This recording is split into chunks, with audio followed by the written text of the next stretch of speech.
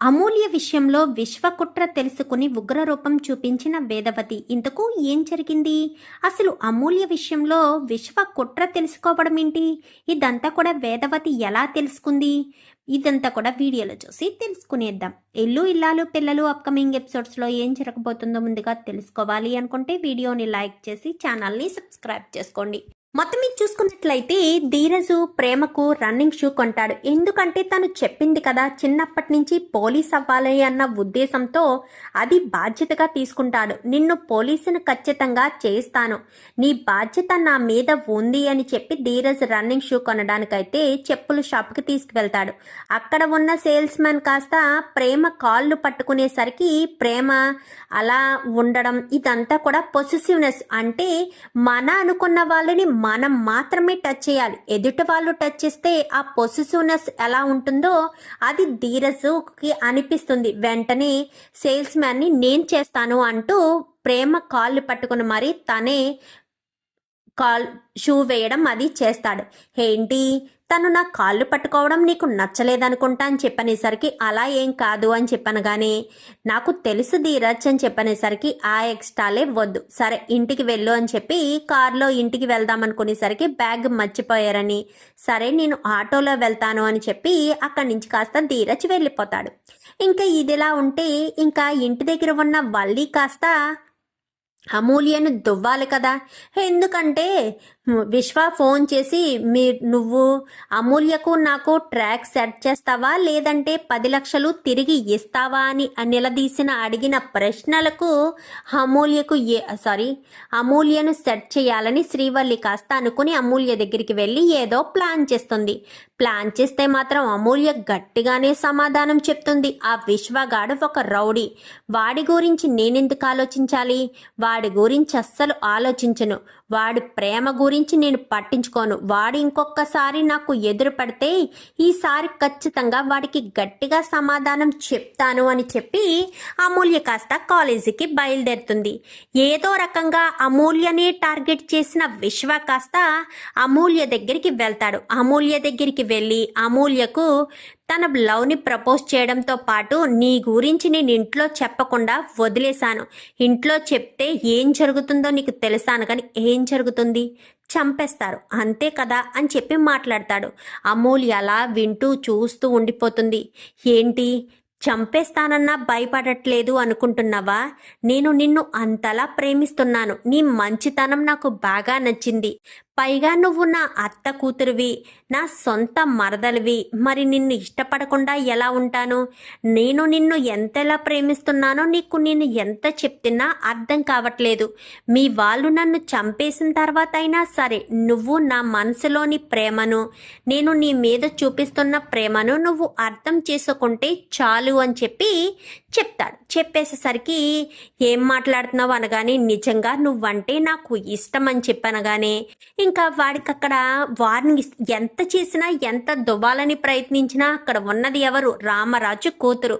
పైగా అమూల్య రామరాజుకి ఫుల్గా ఉన్నట్టు, అంటే తను ఫీమేల్ వెర్షన్ టైప్ ఉంటుంది. ఎదురింటి వాళ్ళు ప్రతి క్షణం తన తండ్రిని అవమానిస్తూ ఉన్నారు. పైగా ఈ మధ్యనే నర్మద విషయంలో కూడా తప్పు చేశారు. అలాంటి తప్పుడు వాడు చెప్పే మాటలు మంచివి అని ఎలా అనుకుంటుంది? సో నమ్మకుండానే కాలేజీకి వెళ్ళిపోతుంది. కాలేజీకి వెళ్ళిపోయిన తర్వాత ఇంటికి వస్తుంది. ఇంటికి వచ్చిన తర్వాత ఇంట్లో కూర్చుని ఆలోచిస్తూ ఉంటుంది. ఈలోపు ఎప్పుడైతే కాలేజీ నుంచి వచ్చిందో అమూల్య గబ్బగబ్బా వెళ్ళిపోతుంది. వల్లి అయితే వెళ్ళిపోయేసరికి ఏంటి ఈ రోజు ఎలా గడిచింది అనగాని, ఏంటొదినా ఈ మధ్యన నువ్వు నా చుట్టూ బొంగరంలా తిరుగుతున్నావు, దేవుని చుట్టూ భక్తుడు ప్రదక్షిణాలు చేసినట్టు నా చుట్టూ బాగా ఎక్కువగా తిరుగుతున్నావు, పైగా ఆ విశ్వగాడి గురించి అడుగుతున్నావు, ఏంటి వదినా ఏంటి సంగతి అనగాని, ఏం కాదు విశ్వ అని చెప్పనేసరికి ఏంటి వల్లి విశ్వ గురించి తనని అడుగుతున్నావు అని చెప్పాను. కానీ చూడమ్మా, ఆ విశ్వగాడు గురించి ఎందుకు అస్తమాను వదిన అడుగుతుందో తెలియడం లేదు, ఆ విశ్వగాడు కూడా నాతో వచ్చి మాట్లాడుతున్నాడు అని చెప్పనేసరికి ఏంటమ్మా అమూల్య విశ్వ నీతో మాట్లాడుతున్నాడా అనగానే, అవునమ్మా ఆ విశ్వగాడు నాతో మాట్లాడుతున్నాడు, ప్రేమ దోమ అని అంటున్నాడు, ఆ విషయం నేను ఇంట్లో వాళ్ళకి చెప్తాను అంటే చెప్తే చెప్పు, వాళ్ళు నన్ను చంపేస్తారు అంతే కదా అని అంటున్నాడు. వాడు మెంటాలిటీ ఏంటో నాకు అర్థం కావట్లేదమ్మా. వాడు ఎందుకు ఇలా మాట్లాడుతున్నాడో తెలియడం లేదు. ఇంట్లో చెప్దామంటే నిజంగా ఏం జరుగుతుందో అని భయమేస్తుంది. కానీ నాకు ఒక్కటి అర్థమైంది, వదిన కూడా విశ్వ గురించి ఎక్కువగా మాట్లాడుతుంది. ఏం జరుగుతుంది వదిన?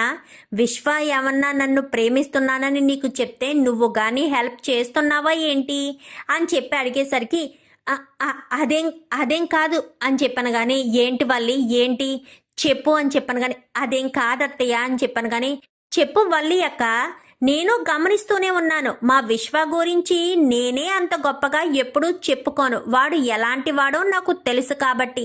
కానీ ఈ మధ్య నీ నోటి వెంట విశ్వ గురించి ఎక్కువగా వింటున్నాను. అమూల్యను కావాలని విశ్వతో కల్పించడానికి, విశ్వతో మాట్లాడించడానికి ఎక్కువగా ట్రై చేస్తున్నావు అక్క. నేను బాగా గమనించాను. చెప్పు వల్లి అక్క, అసలు ఏంటి మ్యాటరు?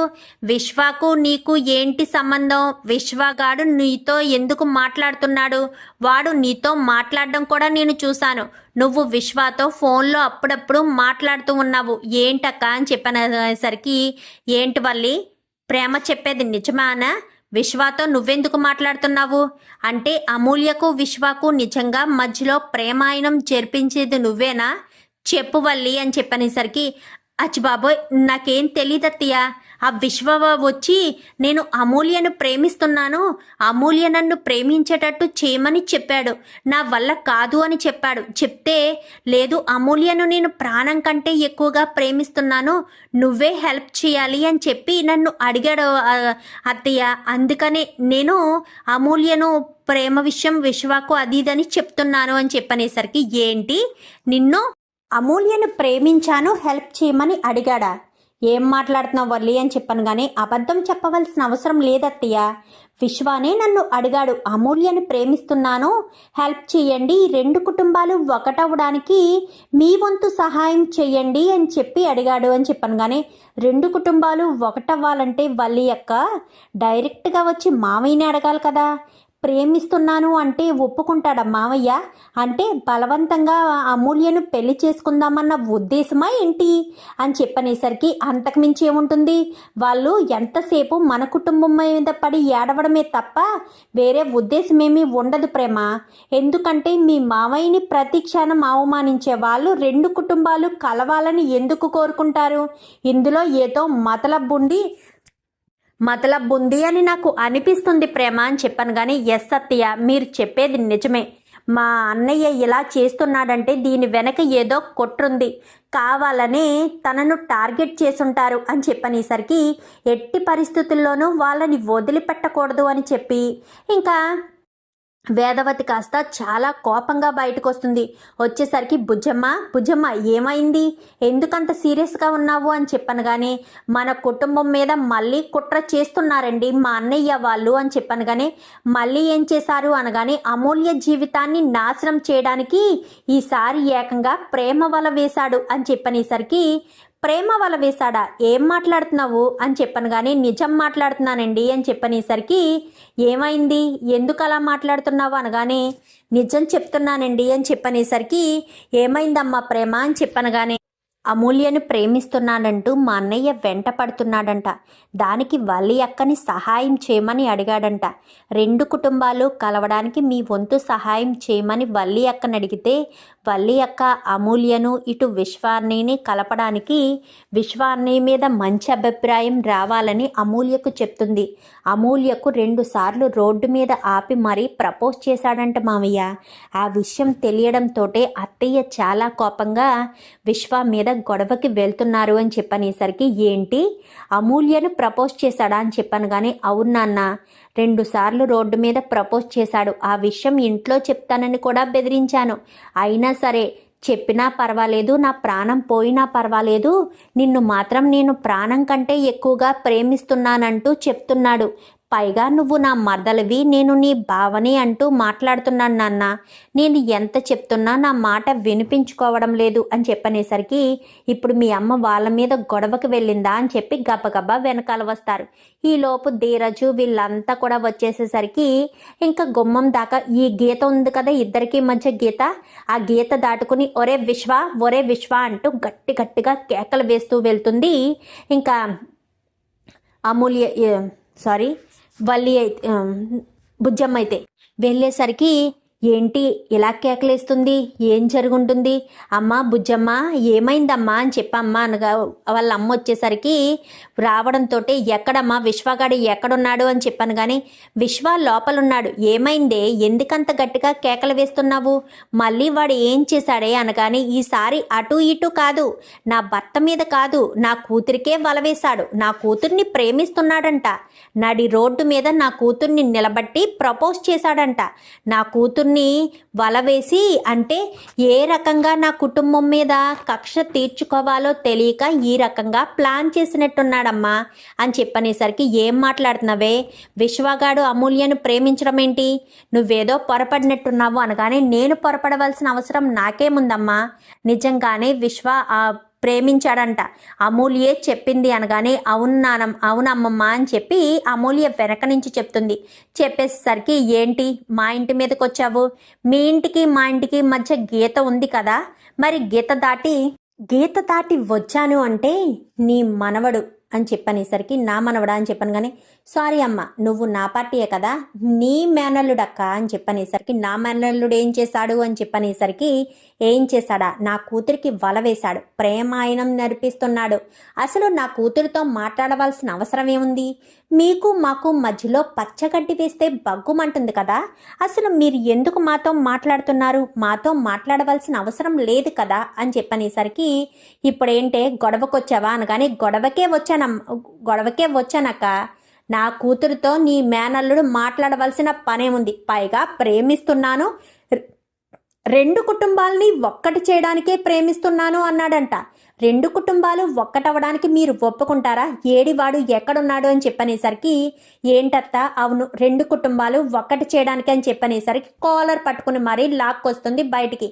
రెండు కుటుంబాలు ఒకటవ్వాలంటే నువ్వు వచ్చి మాతో కదరా మాట్లాడాలి, నా కూతురుతో నడి రోడ్డు మీద ప్రపోజ్ చేయడం ఏంటి, నా కూతురుతో మాట్లాడడం ఏంటి, అసలు నా కూతురుతో మాట్లాడవలసిన హక్కు అధికారం నీకెవరిచ్చారా, నేను పెళ్లి చేసుకుని ఆ ఇంటి నుంచి వచ్చేసినప్పుడే నేనెవరో తెలియదంటూ నా కోసం నీళ్లు వదిలేసుకున్నారు కదా, నీకు మరదలు నువ్వు బావి ఎలా అవుతావురా అని చెప్పి మాట్లాడేసరికి అది కాదత్త అమూల్యం మంచితనమే నాకు నచ్చింది, అందుకే అమూల్యను పెళ్లి చేసుకుంటే మన రెండు కుటుంబాల మధ్య గొడవలు అనగానే రెండు కుటుంబాల మధ్య గొడవలు పోవాలంటే ముందు మీ అమ్మ మీ నాన్న మీ అత్త మారాలరా, వాళ్ళు మారితేనే ఆటోమేటిక్గా గొడవలు తగ్గుతాయి, ఎప్పుడు ఏ చిన్న పొరపాటు తెలుస్తుందా, ఏ చిన్న పొరపాటు చేస్తామా, దాన్ని పట్టుకొని సాగదీసి నా భర్తను ఏ రకంగా అవమానించాలా అని ప్రతి క్షణం మీ అత్త మీ నాన్న చూస్తూనే ఉంటారు,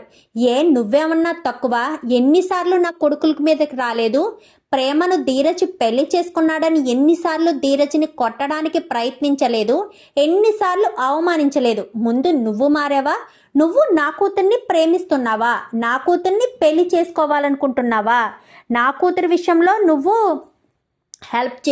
రెండు కుటుంబాలని కలపడానికి సహాయం చేద్దామనుకుంటున్నావా, ఎవరికి చెప్తున్నావురా కహానీలు, ఈ ప్లాన్ మీ అత్తదా మీ నాన్నదా, నా కూతుర్ని పెళ్లి చేసుకుని సాధించి ఎప్పటికప్పుడు నా భర్తను బాధ పెట్టాలనే కదా మీ ఉద్దేశం, అందుకోసమే కదా అమూల్యను ప్రేమించినట్టు నాటకమాడి చంపేస్తే చంపేస్తారా ఏంటి, నువ్వు చావు గురించి భయపడుతున్నావా, మా ఇంట్లో తెలిస్తే నువ్వే గొడవకి ముందుకొస్తావు, అమూల్యను ప్రేమిస్తున్నానని అందరి ముందు చెప్పే ధైర్యమే నీకుంటే నువ్వు నా దగ్గరకో నా భర్త దగ్గరకో రావాలి, రెండు కుటుంబాలు ఒకటవడానికి అమూల్యను నాకు ఇచ్చి పెళ్లి చేయండి మామయ్య అని మమ్మల్ని అడగాలి, నా కూతుర్ని అడగవలసిన అవసరం ఏముంది, అయినా నా కోడల్ని మధ్యలోకి లాగి ప్రేమాయణం నడిపించవలసిన పనే ఉంది, నీకు హెల్ప్ కావాలంటే మమ్మల్ని అడగాలి, అయినా మీ అత్త మీ నాన్న ఉన్నంతకాలం రెండు కుటుంబాలు కలవవురా, ఎప్పటికీ కలవవు, ఈ రెండు కుటుంబాలు ఒకటవ్వాలంటే ముందు మీ అత్తయ్య మీ నాన్న మారాలి, అప్పటి వరకు రెండు కుటుంబాలు ఒకటయ్యే ఛాన్స్ లేదు.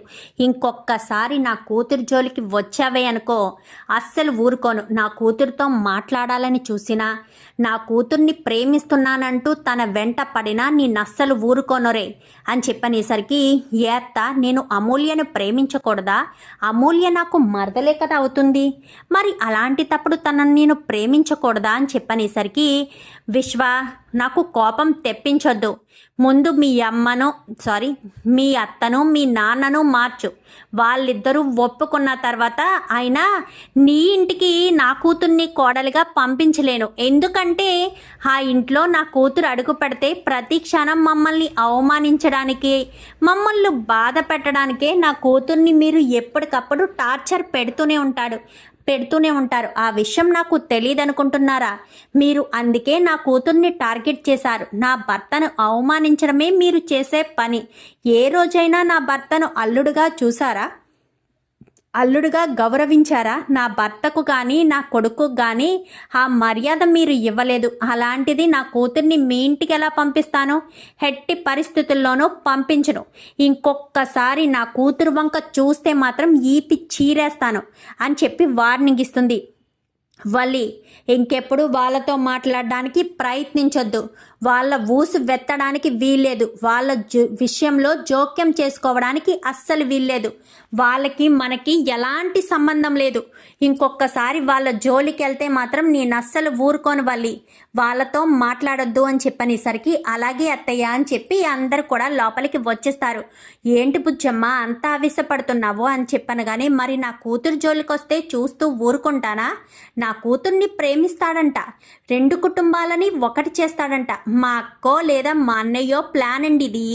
ఎందుకంటే మిమ్మల్ని ప్రతి క్షణం అవమానించడానికి వాళ్ళు వంకలు వెతుక్కుంటున్నారు. మీకు ప్రశాంతత లేకుండా చేయడం కోసం అమూల్యను పెళ్లి చేసుకుని అమూల్యను టార్చర్ పెట్టడమే వాళ్ళు ప్లాను. కావాలని అమూల్యను టార్గెట్ చేశారు. ఎందుకంటే విశ్వకు అమూల్యకు పెళ్లి చేసి అమూల్య నా ఇంటికి పంపించిన మరుక్షణం మనం నరకయాతన అనుభవించాలి. ప్రతి క్షణం అమూల్యని వాళ్ళు ఇబ్బంది పెడుతూనో బాధ పెడుతూనే ఉంటారు అని చెప్పి మాట్లాడేసరికి, అవునమ్మా నిజంగా వాడు అలాంటి వాడే అని చెప్పి అంటుంది అమూల్య. అయితే ఎట్టి పరిస్థితుల్లోనూ అమూల్యకు విశ్వకు పెళ్లి జరగకూడదు అత్తయ్య. పెళ్లి జరిగితే ఆ ఇంట్లో అమూల్య పరిస్థితి చాలా దారుణంగా మారుతుంది. ఎందుకంటే ఇన్ని రోజులు నేను ఆ ఇంట్లోనే ఉన్నాను కదా. ఏ రోజు కూడా మామయ్యని అల్లుడుగా అనుకోవడం కాదు కదా, మిమ్మల్ని అసలు ఎప్పుడూ మనుషులుగా చూడలేదు. ఎప్పుడు ఏ అవకాశం దొరుకుతుందా, ఏ రకంగా అవమానిద్దామనే చూశారు అత్త మా నాన్న కూడాను. ఇప్పుడు ఎలా మాట్లాడుతున్నారంటే నాకు అనుమానంగా ఉంది. లేదంటే వాళ్ళు ఏ ప్లాను చేసుకోకపోతే విశ్వాన్ అక్కడ అందరూ సీరియస్ అయ్యేవారు. వాళ్ళు ఏదో ప్లాన్ చేయడం వల్లే కదా విశ్వానుతో పాటు ఏమీ మాట్లాడలేదు, సైలెంట్గా ఉన్నారు. ఏదో ప్లాన్ చేస్తున్నారు. ఎట్టి పరిస్థితుల్లోనూ వాడి మాయ మాటలకు పడొద్దు అమూల్య. నువ్వు వాడి మాయ మాటలకు పడ్డావంటే ఖచ్చితంగా మాత్రం నువ్వు నీ జీవితాన్ని నష్టపోయినట్టే. మావయ్య, వీలైనంత తొందరగా అమూల్యకు ఏదో ఒక పెళ్లి సంబంధం చూసి పెళ్లి చేసేయండి. అది చాలా మంచిది. లేదంటే ఆ విశ్వగాడు ఏదో ఒకటి చేస్తాడు. బలవంతంగా అయినా సరే అమూల్య మెడలో తాళి కట్టేస్తాడు బండ సచ్చినోడు అని చెప్పి ఇంకా మాట్లాడేసరికి, నువ్వేమంటావు అమూల్య అని చెప్పాను. కానీ నాకు ఏది బాగుంటుందో, ఏది మంచిదో, ఏది చెడో తెలియదు కదా నాన్న. మీరు ఎలాంటి నిర్ణయం తీసుకున్నా నాకు ఇష్టమే. మీ నిర్ణయానికి నేను ఎప్పుడూ అడ్డు చెప్పను. మీ నిర్ణయానికి నేను ఎప్పుడూ తల ఉంచుతాను అని చెప్పి ఇంకా అమూల్య కాస్త చెప్పేసేసరికి, సరే బుజ్జమ్మ, వీలైనంత తొందరలోనే ఏదైనా మంచి సంబంధం ఉందేమో చూసి అమూల్యకు పెళ్లి చేసేద్దాము అనగానే, ముందు ఆ పని చెయ్యండి. ఆ దుర్మార్గుల కంట మాత్రం మన అమూల్య పడకూడదు. అమూల్య మెడలో 3 ముళ్ళు పడిపోతే ఇంకా మనం ఏమి ఇబ్బంది పడవలసిన అవసరం లేదు అని చెప్పి ఇంకా వాళ్ళైతే అనుకుంటారు. అలా అనుకున్న తర్వాత, అచ్చుబాబోయ్ ఇప్పుడు ఇంత గొడవ జరిగింది, ఇప్పుడు మళ్ళీ వీడు నాకు ఫోన్ చేసినా, మళ్ళీ అమూల్యను కలిసినా వీ అత్తయ్య మామూలుగా ఊరుకోరు, చంపేస్తారు. వీళ్ళేమో 10 లక్షలు ఇమ్మని అడుగుతున్నారు. అమూల్యకేమో మరొక సంబంధం చూసి పెళ్లి చేసేస్తానంటున్నారు. ఇంకా వాడితో మాట్లాడాలి. బలవంతంగా అయినా సరే అమూల్యను తీసుకువెళ్ళిపోయి పెళ్లి చేసేసుకోమని చెప్పాలి. లేదంటే మాత్రం చాలా ప్రాబ్లం అవుతుంది అని చెప్పి ఇంకా వల్లి కాస్త అనుకుని బయటకు వస్తుంది. బయటికి రావడంతో విశ్వకు ఫోన్ చేస్తుంది. ఒరే, నువ్వు చేసిన పనికి ఎంత పెద్ద గొడవ జరిగిందో చూసావు కదా. ఇంకా అమూల్య నిన్ను ప్రేమించడం అంటూ జరగదు. ఎందుకంటే అమూల్యకు వీలైనంత తొందరలోనే సంబంధాలు చూసి పెళ్లి చేసేద్దామనుకుంటున్నారు. అలా గనక పెళ్లి చేసేస్తే 2 కుటుంబాలు కలవాలి అన్న నీ కోరిక నెరవేరకపోగా నాకు ఇచ్చిన 10 లక్షలు మళ్ళీ నన్ను అడిగితే నేను ఇవ్వలేను. నీకు ఈ సహాయం మాత్రమే చేయగలను. అమూల్యను ఎత్తుకు వెళ్ళిపోయి బలవంతంగా పెళ్లి చేసుకోవడానికైతే నేను సహాయం చేస్తాను అని చెప్పనేసరికి, సరే నేను మా అత్తతో ఆలోచించిన తర్వాత నీకు ఏ విషయం చెప్తాను అని చెప్పి విశ్వ అయితే చెప్తాడు. అదే మాట ఇంకా భద్రావతికి చెప్పేసరికి, ఏంటి నువ్వు అనేది అనగానే, అవునత్త, అమూల్యను బలవంతంగా పెళ్లి చేసుకోవడం తప్ప వేరే ఆప్షన్ కనిపించట్లేదు. ఎందుకంటే అమూల్యకు మరొక సంబంధం చూసి పెళ్లి చేసేద్దాం అనుకుంటున్నారంట. నాకు తెలిసి బయటకు కూడా పంపించే అవకాశం ఉండదు. మరి ఇప్పుడు ఏం చేద్దాం రా అని చెప్పనగానే వల్లి చెప్పడం ఏంటంటే, బలవంతంగా పెళ్లి చేసుకోమని అంటుంది అని చెప్పనేసరికి, బలవంతంగా ఎలారా, కిడ్నాప్ చేసి కానీ తాళి కట్టాలా ఏంటి అనగానే, తప్పదత్తా, కిడ్నాప్ చేసే తాళి కట్టాలి. ఇంకా అలా చేయడం తప్ప వేరే ఆప్షన్ అయితే కనిపించడం లేదు అని చెప్పనేసరికి, అలా చేస్తే ఆ రామరాజు ఊరుకుంటాడా? కేసు పెడతాడు కదా అని చెప్పాను. కానీ కేసు పెడితే ఏమవుతుంది, జైల్లో పెడతారు. నన్ను బయటకు తీసుకురారేరా.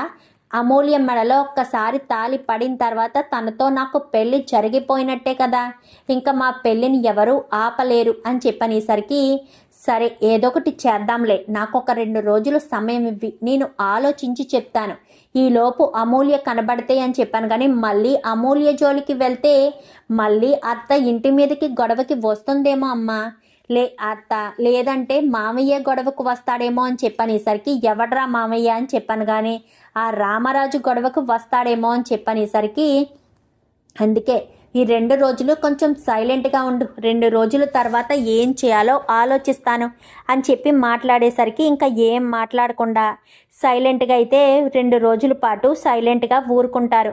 ఏంటత్తా, ఏం ఆలోచించావు అనగానే, అదే ఆలోచిస్తున్నానురా, ఏం చెయ్యాలా అని ఆలోచిస్తున్నాను అని చెప్పనేసరికి, ఆలోచించత్తా, వీలైనంత తొందరగానే మనం ఏదో ఒక నిర్ణయం తీసుకోవాలి అని చెప్పనేసరికి ఇంకా వీళ్ళు కాస్త ఇంకా భాగ్యం ఆనందరావు కాస్త, ఏంటి ఎత్తుకెళ్ళిపోయి పెళ్లి చేసుకోమని సలహా ఇచ్చావా అని చెప్పాను. కానీ మరి ఏం చేయమంటావు?